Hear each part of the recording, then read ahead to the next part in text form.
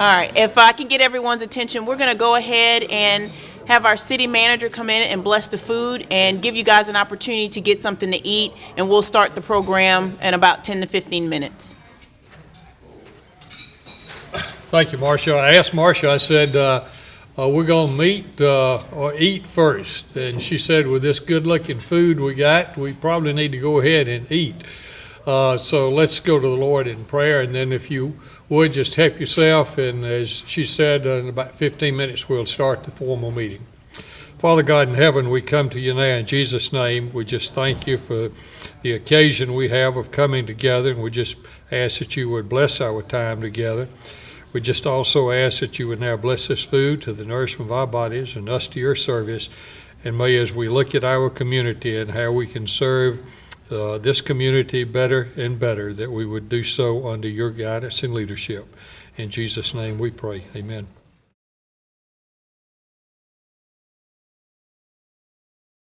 And I see the Major Graff is coming in,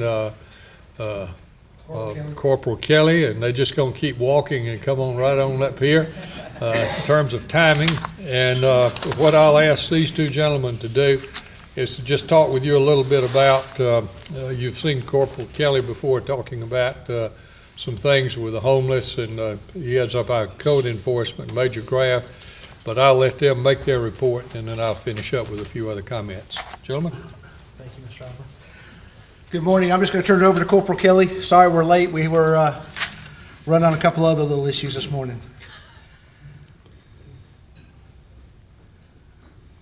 All right. January the 6th, I believe, is when we had our first little bout of cold weather. We had received no email from Marcia that advised that the only cold weather shelter was in Atlanta, and advised that he would entertain any calls reference to the homeless people. The police department began checking on the homeless. We didn't get anybody who stated that they wanted assistance from us at that time. Then on January the 20th through the 30th, when we had the really, really bad weather, we had our officers go around to check on the homeless. We opened up our secondary building as a shelter if they wanted to avail themselves of it. Again, nobody wanted to stay at the police department.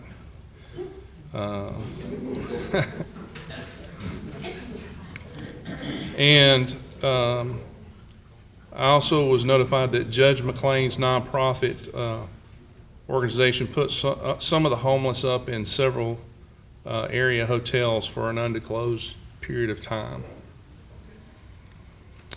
We did a count not too terribly long ago of some of the sites that we've had the homeless normally at, and we come up with about there was about 20 or 30 tents. So we only come across one person. Most of the time when we get up there, they start leaving. So we were trying to estimate by the amount of tents that we had, and we estimated the amount of homeless in our regular sites at about 20 to 30.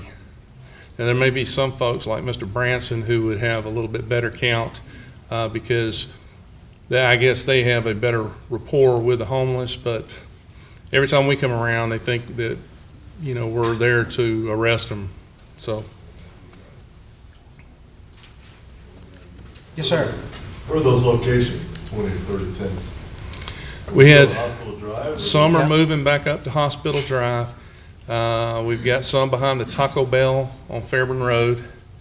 There was one tent behind Kmart, and we've dealt with this guy before because he was building fires on the loading docks of the tile place.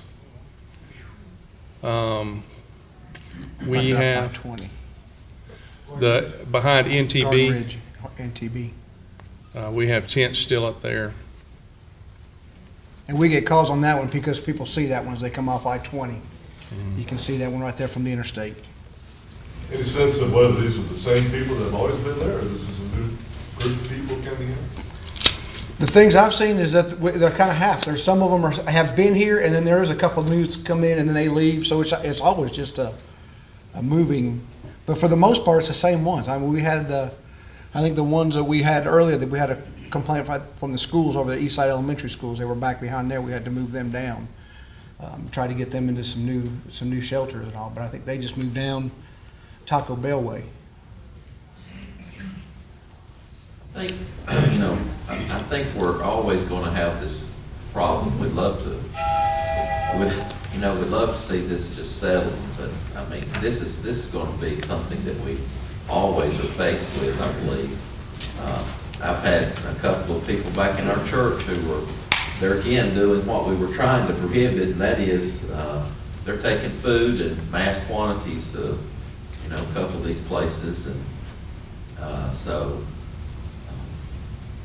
we were hoping, but last year our answer was, this Streets to Home program, and really kind of putting our funding and our efforts there, and I've been telling people in our church, we've got to curb this. Don't be doing any more of this, and kind of the enabling kind of thing. But so I guess, from a pastor standpoint, we'd love to be able to handle this situation. And what we're facing is now some of the people that we're dealing with benevolent things is they're becoming very aggressive with us. And so we just actually personally shut off some of our church benevolent stuff. And we've been moving it to Good Samaritan and things like that. And maybe we need to start funding Helping Hands a little bit more. But I think what we've started here is a great thing, that we're kind of trying to all get on the same page and fund things that are working and things like that. But Christian people have a heart for the poor and needy. And if we can help them fund the things that are, helping this and really helping it in a positive way. We're not helping and hurting what we're doing. We're actually helping. And I'm glad the mayor stepped in on this situation, because I don't think if the city's not in on this and the police department and everything, man, we're fighting a losing battle for sure. And so I think it's one of the greatest things that probably the communities has ever done. Another thing that, as a pastor, I was in one community in some of these benevolent situations that, it just became protocol that people that we actually assisted, we had to give their name to the sheriff's department. The sheriff's department actually ran a background check to make sure we weren't aiding and abetting some criminal that was coming through. And I personally dealt with a guy who had a felony record for assault with a deadly weapon. And so I think sometimes in our churches we're trying to help these people, but I think sometimes the people we've dealt with lately has become aggressive, and that just kind of makes people want to shut down. Yeah, you're right. So, and I think part of the issue is too is that these people have to want to get help. Some of these people self-sustain out there on their own because that's how they want to be. They don't want to have any communication or any interaction with anybody. But if you're out there giving them stuff, then they kind of have that entitlement that, hey, they're just going to bring it to you, and I'm entitled to it. I'm just, so that's the issue we fight too is, do they want help? As we drive around and ask them, hey, we got a place, and they don't want help. I can't make them get in the car. I can't take them, and you can't take them to churches. So that's kind of the issue we fight too is, do they want help, and are they willing to get out and come and seek to help? We've given it to them. To touch on one other point that you made about what the different organizations are doing, I think it's imperative that we do have an open information network. This meeting's a good way to do it, but I think that there needs to be something else a little more solid in place. And what I'm talking about is some of the things, what we run into with some of the churches is not communicating with each other and duplicating services, so that you get like 3 churches on one certain day and they're all bringing food or they're all bringing something else.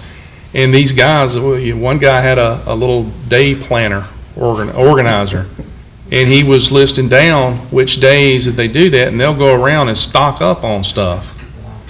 And it's also used as trade items as well.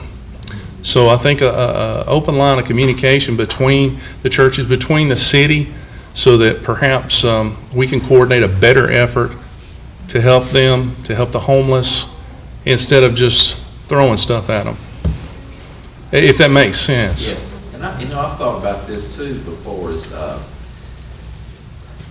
because I know some churches do like a soup kitchen or something like that, and I mean, that would, to me, would be a good start, that, central serving lunch, they're doing it on Tuesdays, and First Press is serving lunch on the second week on Tuesday, and so, but to me, that's sort of a beginning of a way that maybe we could just make sure at least the necessity of food is there, and then that might be a place that they can pick up a blanket and a pillow too.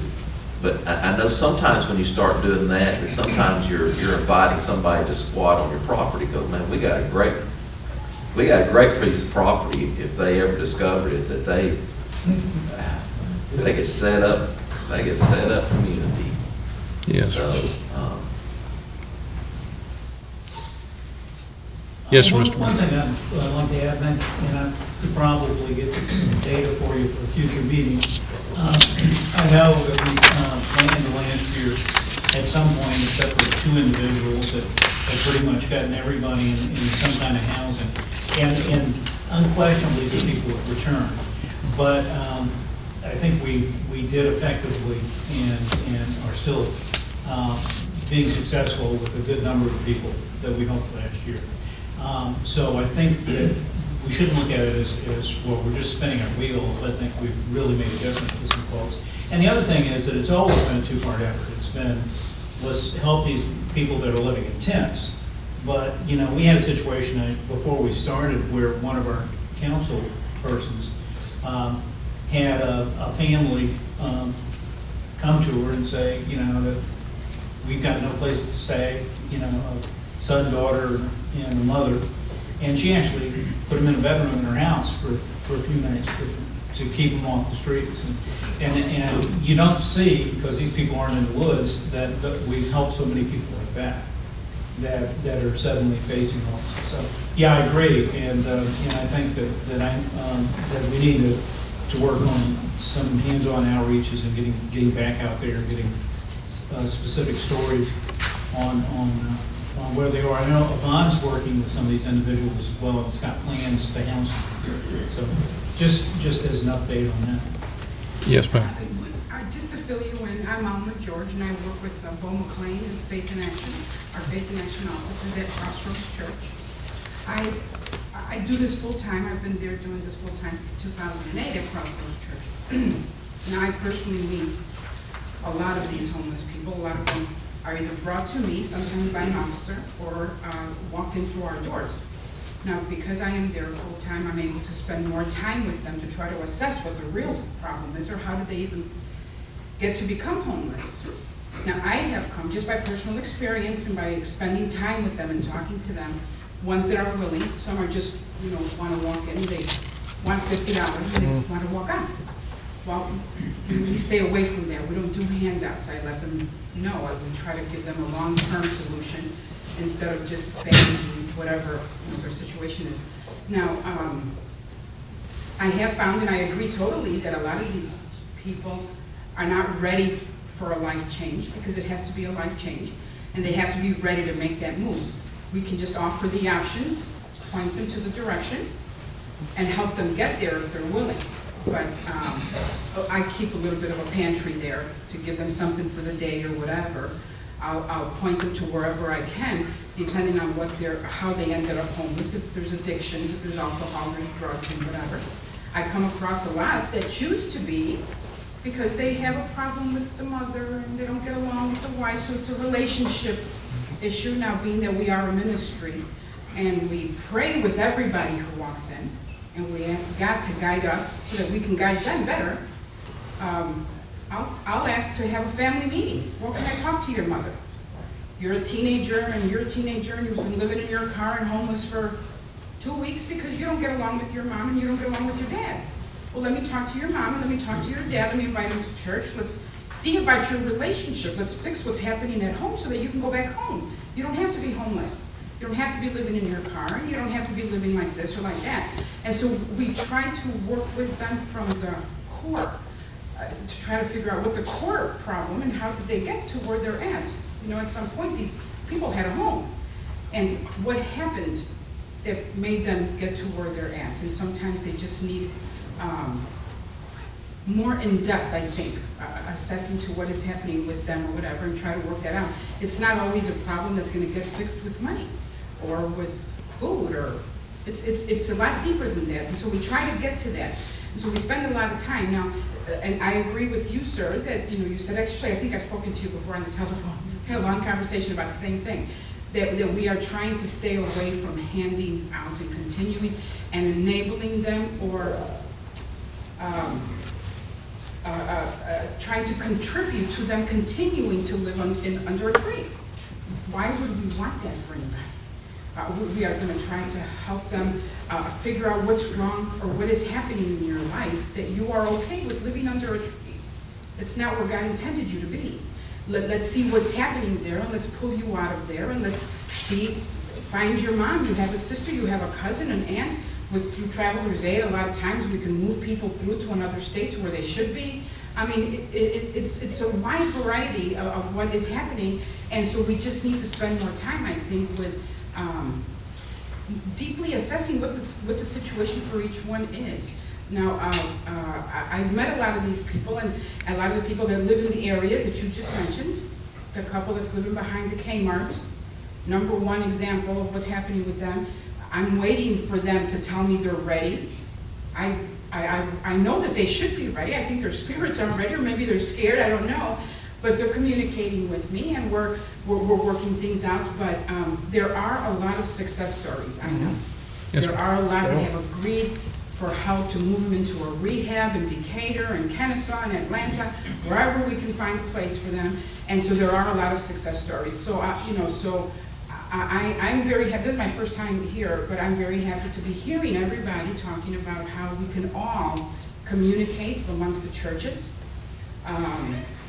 keep our line of communication open. We already do with the First Presbyterian Church and Church of Chapel Hill, me at Crossroads Church, a few other churches and ministries, Loving Hands, Good Samaritan, where the guys are always walking in, getting their share of food.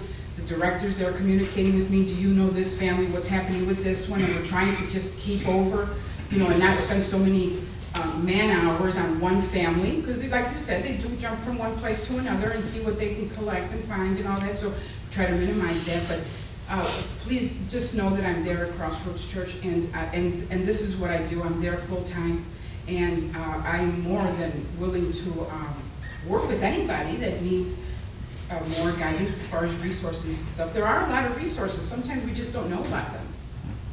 In the county, especially ministries and churches that are willing to, that they are out there. So thank you for having me here anyway. And I will keep my eyes and ears open. And verse 10 is the one that all the provisions come from anyway. I'd like to introduce myself. I'm new to the community. I'm the new homeless outreach facilitator for the school system. I would love to get in touch with any of y'all who can give me some resources that are available in the community. I have received some. I've ran into some situations, particularly a family, sort of what he's talking about, the ones you don't see, especially children. When a teenage son, I have a family right now where a teenage son is involved. She has 3 kids.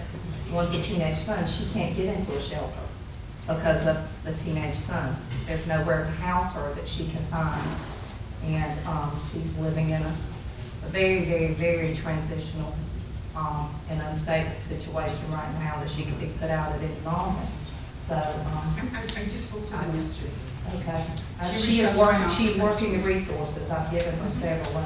The school social workers working with her, but I'd love for some information on what is available for that situation. Do you have an estimate of how many homeless children are in Douglasville? January, our report was 118, However, there's been several that have, with the weather, with flood situations where pipes bursted or either homes have burned. So I would estimate about 125 probably right now. And that could be a child that's living with his grandmother because he doesn't have a choice. It's not necessarily out on the street. No, not necessarily. To be homeless, they have to not have a fixed, regular, or adequate. So if they're living with a grandparent who is a fixed residence, regular residents, they wouldn't be considered homeless. It's a situation where they can be put out at any moment. Maybe they're doubled up with another family, they're in a hotel or a shelter, that type of situation. But if they move from one grandparent to another grandparent within a period of time, Then that's they're not considered fixed. homeless. Yes, sir. A lot of that's people not here fixed. don't know what the definition of homeless to the school system is a lot different than the definition of homeless that we deal with in the community. Right. It's on a case-by-case basis. I think one of the things, and I appreciate all of you that are involved in the exchanges that we've had, and I think one value of us getting together here is being able to make contacts with each other and then do follow-ups so that we can have a broader approach to trying to deal with whatever the problem. In this case, we're talking about being homeless. Before I turn it over to the mayor for his comments, and Ms. Hampton for anything else that you have, did want to mention that, and we've got our first meeting this afternoon, the staff level, taking an evaluative look at what took place during the snow and ice storm, and how we can do things better next time around. One thing that I think would be beneficial, and you can let us know with the city, and we can pass it on to Douglas County Emergency Management Agency, of where we can have some type of inventory of knowing what churches are willing to open or do open when we have emergencies like we did Tuesday a week ago.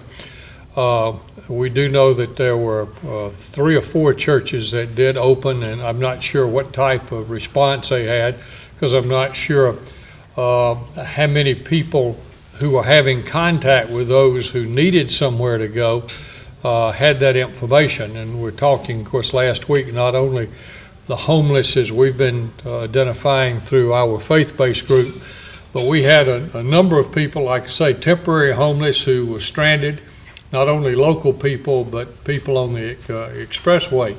We had an interesting call from Douglas County Emergency Management Agency, and Marcia, I don't know if we actually had anybody that got here or not, but Carlos Underwood, who's was here working, is that we asked Carlos to take care of that, is that we basically said, okay, if people can get to the conference center, we were looking at giving people a place to come in so they could get warm, freshen up in the restroom, kind of get themselves back to normal before they would try to get back on the expressway as soon as the roads were open. We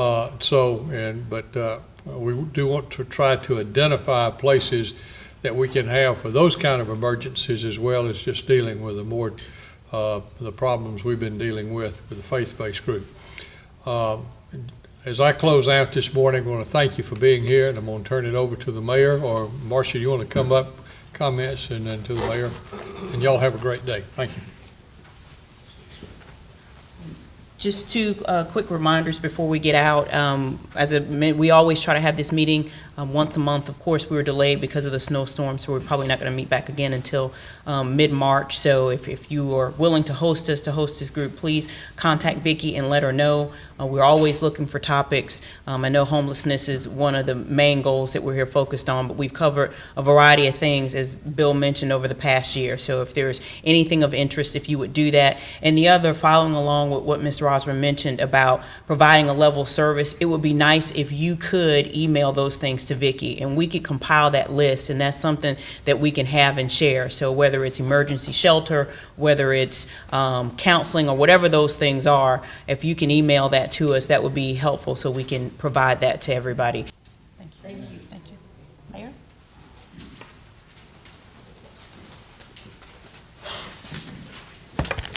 Thank you, Ms. Hampton. And before I say anything, I want to thank each and every one of you for being here today and participating in this faith-based group. Because looking out, I think I know most of you personally and individually, and I know that you have very busy schedules. You're responsible for a lot of things in your particular endeavor, and there's a lot of other things you could be doing, a lot of other places you could be. So I want to thank you for being here. Thank you for being involved. Thank you for participating. But before I get started, Chief wants to take about 60 seconds. He has a comment to make. He was running a little late. You probably saw me texting for a minute or two. That's something I don't normally do during a meeting, but it was to get in touch with the chief. We had a little issue that they were addressing, so Chief's usually very punctual, as well as our PD, but believe it or not, there are other issues sometimes that they have to deal with. So, Chief? Thank you, Mr. Mayor. Mayor was giving y'all the politically correct term for what he was doing with me. I'm just messing with him. Real quick, I just wanted to say last week, worst of times, best of times for our community. I was so blessed by the outpouring of love from my fellow co-workers, the folks I came in contact in the school system, and beyond that, our fellow citizens. I had so many parishioners come forward that stepped up and said, hey, we're here, what can we do? That it was a blessing for what happened. I know we took a bad situation, and I think we made the best of it. And I want to thank all y'all, because I know there's a lot of key players in this room that made that happen. And I tell you what, for the folks over at the police department, we were personally touched to see everybody come together like that. And that's why I love Douglasville, Douglas County, and why I could never think of another place I'd want to raise my family than right here. And I just want to say thank y'all for everybody that took part in making last week happen. It was something special. Thank y'all.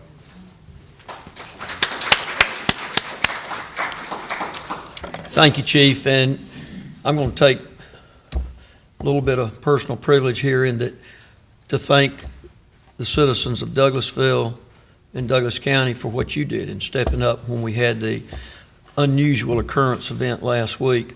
But also to thank the city of Douglasville employees for the job that they did and the sacrifices that they made to step up and help provide for our community. And I could name you instance after instance after instance.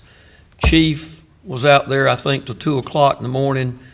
When I say, I think he stayed out to about 4 o'clock that morning, but he was out to 2 o'clock that morning personally, as well as a lot of the other police officers within our organization delivering, helping get kids home. I think, Chief, they took home, you and them took home, what, over 150? About 150 students and probably about 15, 20 staff. 100, yeah. So that was going on. Our city manager, I think he camped out at City Hall. I don't know how many hours he spent up there. Ms. Hampton, she was at home, but she couldn't get here. But she spent hours, I know, because I saw some of the emails she was sending back and forth and communicating. Our maintenance and sanitation director, Greg Roberts, 5:30 Friday afternoon, trying to get all the routes caught back up after we'd gotten the streets, or they'd gotten the streets cleared and all, was on a garbage truck helping get it done. And you're thinking, well, he was probably out there driving. No, he wasn't out there driving. He was on the back of the garbage truck helping get the garbage picked up. That's the kind of commitment that this city has to its citizens. But it's not just the city. I know of countless numbers of local response agencies and other county agencies, the school board. I know the school board's taken a lot of flack about this, but I know for a fact, I know where Dr. Pritz was at 2 o'clock that morning because I talked to him. He was camped out up here at the admin building. He didn't go home. He and about 6 or 8 of the Board of Education staff. Yeah, it was a bad situation. It's easy to place blame, talk about what happened, what didn't happen, what could have happened. But when it happens, what do you do? How do you address it? So Great effort by the community, great effort by all the people that were involved in taking care of this community, which leads me into this faith-based organization. What are we doing? Why are we here? Is it something that's individual to our community? Are we the only ones that face some of the problems and the issues that we're talking about? And there are a multitude. And it's easy to want to talk about them or place blame or a multitude of other things. But the difference in an average community or not so good community and a great community is a community that steps up and addresses the issues. You can call them issues, you can call them problems, you can call them whatever you want to. But the great communities, the premier communities or community steps up and addresses the issues. Brother Steve over here, and I got to be careful now because he's my pastor and he helps hold me accountable to what I should be doing, but he does a fine job with that. And he said that, we'll always have the people or the poor, but I believe that it's written somewhere, and most of you know where, it says the poor will always be among us. They will. So what do you do about it? Well, they're just always going to be here.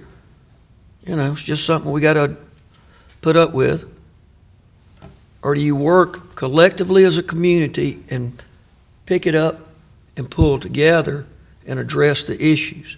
And that's what this group and our community does day in and day out. One of the things I campaigned on, and some of you have heard, I said, we got a little group over here doing this, and a little group over here doing this, and a little group over here doing this. And that's great. That's what we need. But if we don't pull, we got to pull together. Because when you pull together, the synergy that you get from that and the strength that you get from it allows you to multiply your efforts. And that's what this faith-based group is about. So, why are we doing it? That's why we're doing it. Because we're a caring community. You're a faith-based group, and that's where it's got to come from. So, are we unique and individual in our efforts? Sometimes you think, well, we're the only ones that have, it's just like individuals at home. You think, well, gosh, nobody else knows the problems or the burdens or the heartaches I've got. Folks, there are no new problems. There are none. Whether it be as an individual, a family, a school, a community, a state, a nation. What's unique is what you do about it individually, as a family, as a community, as a church, as a state, and as a nation. And that's what separates us as communities and as a country from so many other places in the world. Because you see, we are unique. We care. This community cares. This community cares greatly. And it's you, each and every one of you, and each one of your individual efforts. Most of you are familiar with the management principle of spheres of influence. And that's what each one of you are. You're the individual within your sphere of influence. And you have tremendous, tremendous influence. In this faith-based movement, sometimes it's easy, if you're not careful, maybe to get a little smug or think that, you've got a new idea or a new something. It's easy if you lose your focus, if you lose your sight and you lose your direction. But you see, what we're doing here is not really unique. And you're going, it's not? How many of you know about a corporation called the Corporation for National and Community Service? Anybody ever heard of it? You ever heard of it? Know anything about it? Does the state know anything about it? Federal government, they know anything about it? What does it do? Is faith-based something new and different? I was going to say it's kind of funny, but it's really not funny how the Lord works in strange and mysterious ways. I'm kind of a simple-minded guy. I hadn't really, I don't get it, but I know it happens. And when we started this faith-based movement over 2 years, a little over 2 years ago now, and this community rallied, and you became a part of, and maybe we thought, we're doing something unique. We're doing something different within our community.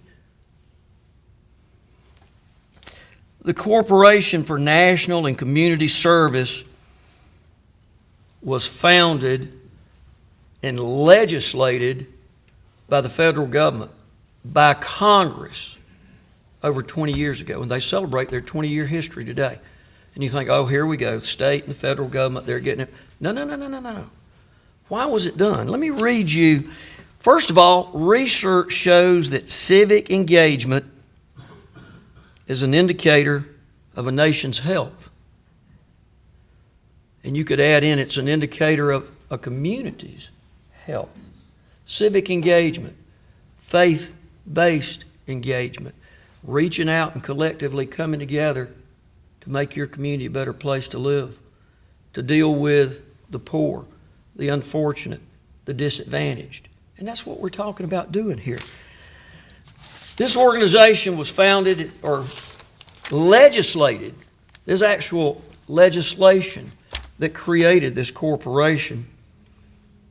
But why was it done? This is the governor appointed me, and I said, Lord, I couldn't figure out why.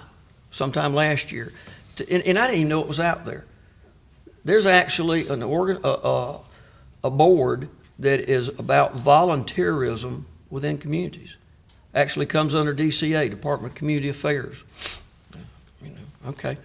But through that, I've been able to find out and get more information about the engagement of communities. Because you see, local needs and interests are more easily identified through state structures or local structures than by large federal bureaucracies, which by their nature are insulated from America's richly diverse communities. That comes from the principles and statement that this corporation just adopted and is going up to the national organization. So you say, well, faith-based. Let me read you something. This is right off from the National and Community Services webpage. Coordinated by the White House Office of, listen to this, Faith-Based and Neighborhood Partnerships. So you ask the government, well, see, that's what it's all about, because where's the government? It's yours. And it's the government and organizations and communities collectively pulling together to address the needs in your community. Now, this particular group, we have focused on the faith-based. Ladies and gentlemen, the government's not the answer to all the questions. You are. The chief talked about, Mr. Osborne talked about, Ms. Hampton briefly alluded to. Last week when we call them unusual occurrences, there was a lot of conversations, a lot of phone calls, a lot of emails that were going back and forth, and it was specifically, what do we do to take care of and help the homeless issues that are going to be coming up? City reacted. Chief had a great idea. Mayor, what do you think about if we open up our holding cells? Because who's out there touching the people? Police department. It's not something you heard about. It's not something we advertised. Ms. Hampton, emails were going back and forth to let the police department know where the homeless shelters were that were in Atlanta. Yeah, we don't have one out here right now, or maybe they were full, but it was happening because the community was reaching out, letting us know what was going on. So that's the why we're doing it. That's what we're doing. In this group, it's got to be faith-based, because that's where the needs are, with the faith-based community that you reach out and touch on a day-to-day basis. I applaud your efforts. I thank you for what you're doing. And you know what? Together, working together, not separately and independently, we'll address the needs of our community to help make it the premier place in America to live. Now, one other thing, I appointed a committee to look at not only our unusual occurrence event, but all of the planning that we put into it and how we address it, whether it be, because there's all kinds of unusual occurrences that we have within a community. They're not just storm related. There are many things that could happen that would touch the people that you come in contact with on a day-to-day basis. And I've appointed a committee of Mark Adams, who's the Finance Committee Chair, because all this has financial impact. Councilman Sam Davis back there, who's Chairman of the Public Safety Committee, because public safety is a key and critical issue with it. Mike Miller, who is the Chairman of the Maintenance and Sanitation Department, because streets, roadway, and all that creates and revolves around safety. And then I've appointed Mr. Osborne to be on that committee, to be the liaison to the public, to the local responders, the civic organizations, state and federal entities, that we can take and pull these resources together. So when we're talking about shelters and what we do, all that has an impact. And then I also will be on that committee. But that is a committee that's been appointed, so if you have interest in it, get with Ms. Hampton, and she'll see that we get that coordinated so that you can certainly have input as to what we do and how we address the needs in our community. Because you see, the answer is not with our government. And that's the theme that is ongoing through this. The answer is with all of us working together, the government, the businesses, the civic organizations, and the community as a whole. You are the ones that make that happen. So for that, I applaud you. We're going to continue this effort, and then hopefully we'll see it grow and expand as we work together to address the needs within our community, and it's faith-based and faith-focused, because the good Lord has a plan for all of us, and He has a plan for our community, and He has a plan for our great country. Somebody said a little bit earlier, the Lord works in strange and mysterious ways. This particular group, it's faith-based. Nobody's mentioned a particular faith or religion, or it's faith-based. It's open to all faiths, because we are a rich and diverse community.